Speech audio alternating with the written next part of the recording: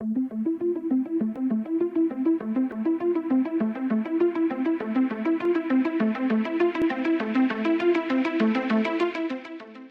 everyone. My name is Frank Anthony, and this is Let Me Be Frank, where it's 50% podcast and 50% whatever this is.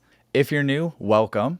And if you're not new, welcome back, you beautiful person. If you like my content, make sure you're subscribed and to hit that notification bell. If you don't like my content, let me know what you'd like to see down below, and any constructive criticism is welcome. Today, I'm going to be talking about feeling bad about feeling good, which is kind of an oxymoron, right? I don't know. I've just been thinking about this lately because with the whole P word, which I can't really say on YouTube, that's been going on for the past year and a half at least, there's been a lot of people, most of us have been affected by it in some sort of way. Some people are affected a lot more worse than other people. I'm in a fortunate situation where the C word or the P word, I'm losing track of the words. In other words, I haven't been nearly as affected as other individuals have. And I just was starting to think lately that I've been, especially this past week, that I've been feeling really good. And I feel bad when I scroll online, I see people who are feeling depressed or they're feeling some sort of mental health issues. And meanwhile, I'm over here thinking to myself, oh, I'm feeling good. And I don't know, I kind of feel bad about it. But then I had to kind of remind myself of how I used to feel a few years ago. So I charged up my old iPhone and then I took a picture and I sent it to my new phone at the moment. And I found this note that's called Depressed Moments. And I guess what I was trying to do was I was trying to track when I felt depressed, the exact moments according to the day of the week, the date, and the exact time. I think I was trying to see the pattern because I felt like I was feeling depressed so often. So I'm going to share with all of you all of these moments that I was feeling. And I hadn't had an iPhone in like maybe 2 to 3 years minimum. So this is, I want to say this is around 2017. So like I said, I tracked the dates, and now thinking back to all this, I was dating my last partner during a lot of these dates.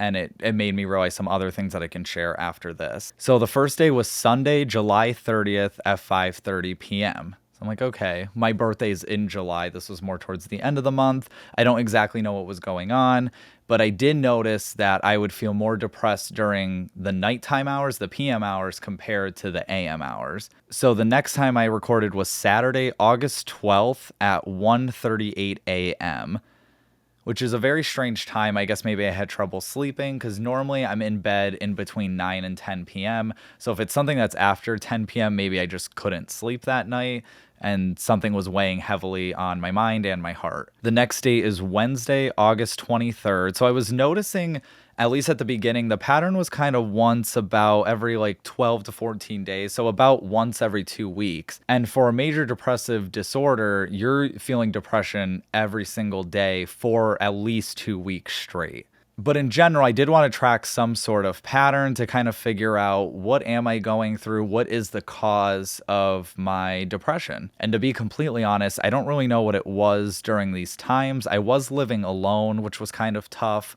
I was living in a bad neighborhood. It was a very dark house. I'm someone that really attracts to the sunlight and the daytime hours, which is why winter is one of my least favorite times of the year because it gets dark by 4:35 p.m. where now it's not getting dark until like 8:39 p.m. So that was for the rest of the summer. Then we go into September, which was when I was dating my last partner. Now, the whole thing with my last partner, I sometimes count it as a relationship and I sometimes don't because it wasn't that long of a relationship and it also was long distance. But then I see other people who are in very strong long distance relationships and I figure, you know what, I count it. The feelings were very intense, very intimate. So, but what I didn't remember was all these times during the relationship that I felt depressed. So, okay, so Sunday, September 10th at 8:16 p.m. I also want to let everyone know too that he had a very busy work schedule. I also had a busy work schedule, but he was some district manager. So he was working, his work schedule was like 8 or 9 in the morning all the way to like 9, 10 at night. And it was already, with his work schedule, it was already really difficult. But then to have the distance on top of it, where at most I could maybe see him via video chat. The entire relationship, I only saw him twice in person, which is crazy. But yeah, so September 10th at 8:16 p.m. Then 4 days later, Thursday, September 14th at 5:43 p.m. The same day, so it was, yeah, Thursday again, September 14th at 10:55 p.m. So this must have been, I can assume maybe he wasn't able to video chat that night and I was starting to feel a certain way. I forgot that I felt so conflicted during the distance and the lack of attention, I guess, that he was giving me. Like, he was giving me as much attention as he could, but at the same time, it wasn't enough compared to what I was seeing my friends get from their partners. So then I wrote the next day, so Friday, September 15th at 11:04 a.m. and then again at 10:09 p.m. So this was probably a day where maybe, I want to say, if I remember correctly, that he barely had any time for me that day.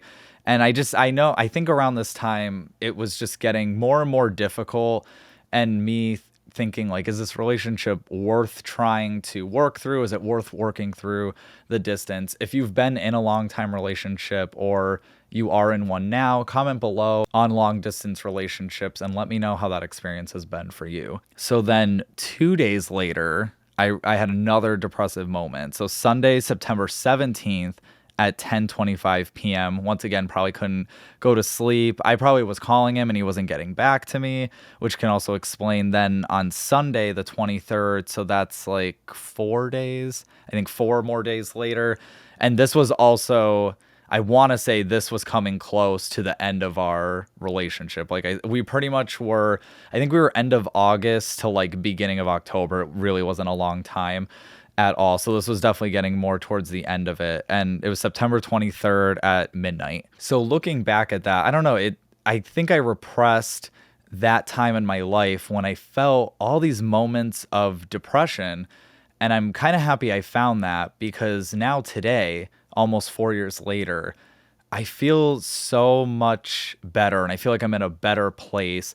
And even after that experience, there were a couple more negative experiences related with other people or other living situations. But right now, I feel a lot at peace, and I want everyone else out there in the world to feel that same type of peace. I'm so thankful for the life that I'm currently living, and I know that it could change at any second. So I'm really trying to be grateful of the position that I'm in right now and the work that I've been able to do. But at the same time, we're so used to always having to take care of our own mental health and our own self-care routines that we never really celebrate when we're actually feeling happy.